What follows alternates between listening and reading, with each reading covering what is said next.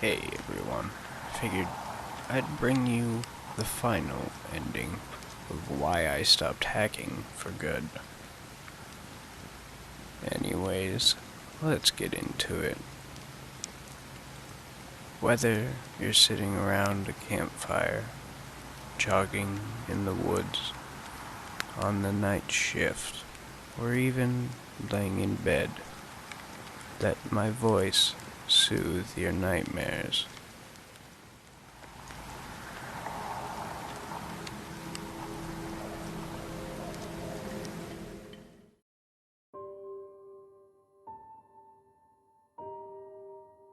I step into the room, knife raised, steadying my breath. I look around the room. It's dark, and I wait for my eyes to adjust. I start to make out a chair with someone seated in it, a stand with what I'd assume was the camera from Sarah's description, and a figure standing opposite to me. A female figure. I couldn't quite see her face. My eyes were taking forever to adjust. I turned to face this figure whilst glancing at Sarah. "Sarah, are you okay?" I asked sternly.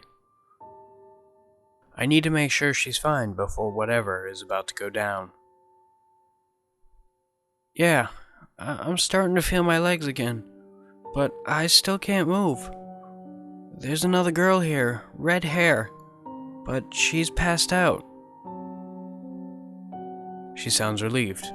I guess she thinks I'm a fit detective with dashing hair and stunning eyes. Oh, I do not envy her for the disappointment she's in for. The red-haired girl is probably Liz. So, this is the grand battle then. At least, it's almost over. Just as I'm about to address the figure, who I could only assume was James, I hear a familiar voice coming from her. "Hey, Danny." I freeze. That voice. It can't be. No, it's impossible. But the more I thought about it, the more it made sense, but also terrified me. Who was the one person I kept no secrets with?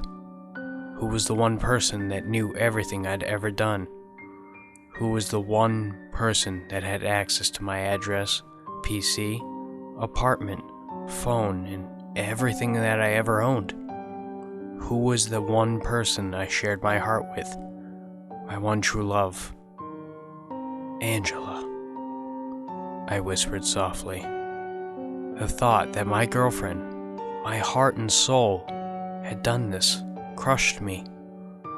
I felt tears rolling down my face, of course. It all made sense. This supreme hacker never did any hacking at all. She had installed cameras in my apartment because she was always there. She knew I didn't have any of my own. She had her address spoofed as my own because she knew what it was. She added James to my Facebook account because she had my login details for Facebook. I shared everything with her, and the thought of her doing this never crossed my mind. Why are you doing this? What are you doing? I don't understand. What did I ever do to you?" I'm speaking through tears and can barely string together the sentence. My eyes start to adjust and I see her. Angela. Is she crying as well? Or am I hallucinating? No, those are definitely tears. Is she really James, or did James threaten her to do this? "Ta-da!" she sings through tears. "Are you proud of me yet, Danny? Did you enjoy our little game?" At this point, I'm angry, confused, and tired. "Why?" I scream. The tears don't stop. Instead, they increase in intensity. "Why are you doing this? Why are you hurting innocent people? Why are you hurting me?" I've only ever loved you and cared for you. Why? She laughs. Her laugh is fake, I can tell, but she still does it. Why? She says in a mocking tone. Don't you know why, Danny? Don't you ever know why your lovely girlfriend is doing this? Danny, did you not find it odd that I didn't introduce you to my parents? Ever?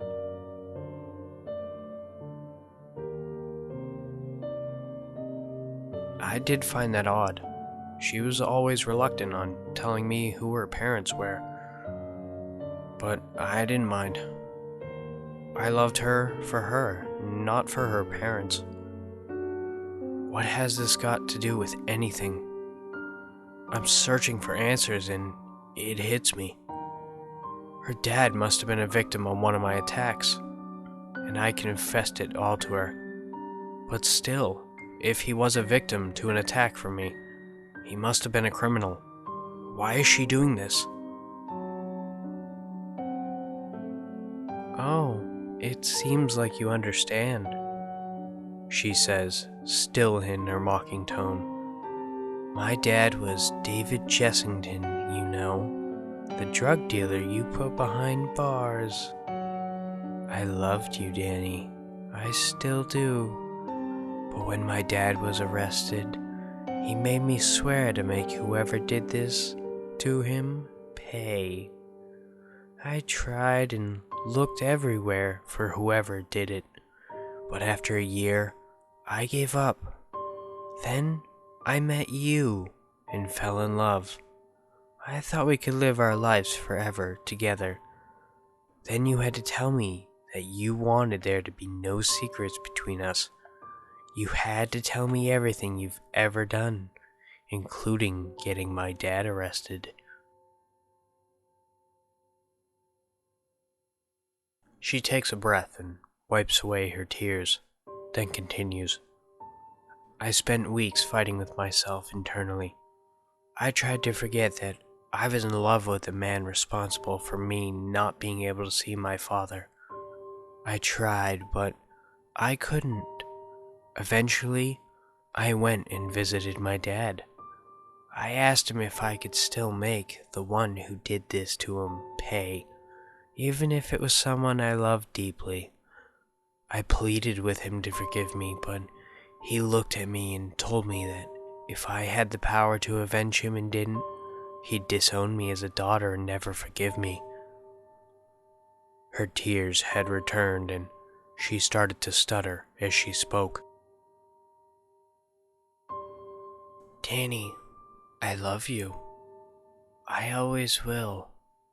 But I swore to my dad, and if he ever finds out I let you go, he'll kill me. At least if I make it look like I made you pay, he'll let you go. I don't care if I'm arrested. I don't care if you hate me forever. I love you, Danny, and that's why I'm doing this. My heart ached. I felt her pain and I felt her struggle. I wanted more than anything just to go to her and hug her, to tell her it'll all be okay. I dropped my knife and started walking towards her. I didn't care if she killed me. I didn't care if the whole world was against me. I loved her and I wanted to fight for her. With every step I took towards her, my heart began to flutter. It was like I was falling in love all over again. But she kept crying and raised her knife towards me. Danny, stop. Please, stop. I don't want to do this.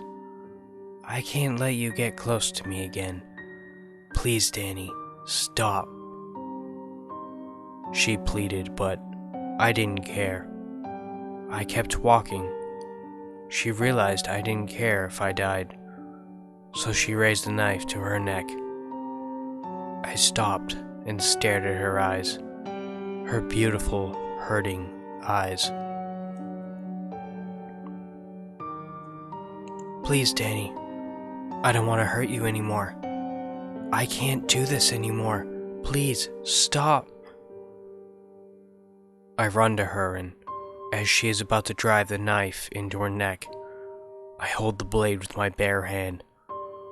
Blood starts dripping from the fresh wounds, but I don't care.